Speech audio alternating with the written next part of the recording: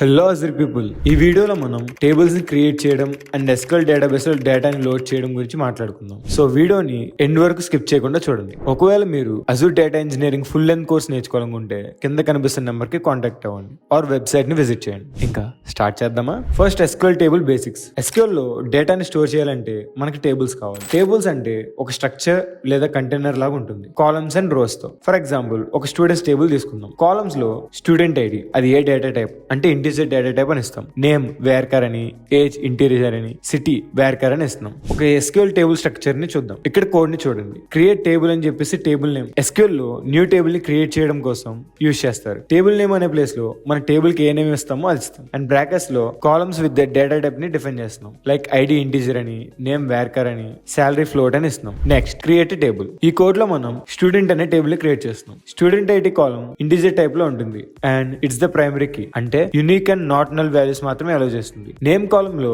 Up to 50 characters వరకు text store చేయి using VARCHAR of 50. Age column లో integer age వాల్యూని స్టోర్ అవుతాయి. సిటీ కాలమ్స్ కూడా 50 క్యారెక్టర్స్ వరకు సిటీ నేమ్స్ ని స్టోర్ చేయడానికి యూజ్ అవుతుంది. Next insert data into tables. Table create అయింది, ఇప్పుడు డేటాని ఇన్సర్ట్ చేద్దాం. ఈ పర్టికులర్ క్వైరీలో insert into students of student ID, name, age, city. అంటే మన టేబుల్ లో ఏ కాలమ్ లో డేటా ఇన్సర్ట్ చేయాలో చెప్తాం. స్టూడెంట్ ఐడి అని, నేమ్ అని, ఏజ్ అని, సిటీ అని. వాల్యూస్ ఏమో 1 రవి, 21 హైదరాబాద్. అంటే వాటికి రెస్పెక్టివ్ వాల్యూ ఇవ్వడం వల్ల స్టూడెంట్ ఐడికి 1, నేమ్ కి రవి, ఏజ్ కి 21 అండ్ సిటీకి హైదరాబాద్ ఇలా అసైన్ అవుతాయి. మల్టిపుల్ రికార్డ్స్ యాడ్ చేయాలంటే ఇలా క్వైరీ రాస్తాం. ఇన్సర్ట్ ఇంటూ కమాండ్ లో కాలమ్స్ ని లిస్ట్ చేస్తాం. వాల్యూస్ లో రో వైజ్ వాల్యూ ఇస్తాం. మల్టిపుల్ రోస్ ఇన్సర్ట్ చేయడం fast and efficient. Next retrieve data select query. Data insert చేశాక మనం చూడాలి కదా, అప్పుడు మనం సెలెక్ట్ కమాండ్ యూజ్ చేస్తాం. స్పెసిఫిక్ డేటా కోసం select name, city from students where age greater than 21. Star means all column. Where condition use చేసి filter చేయొచ్చు. Next update and delete. Update command use చేసి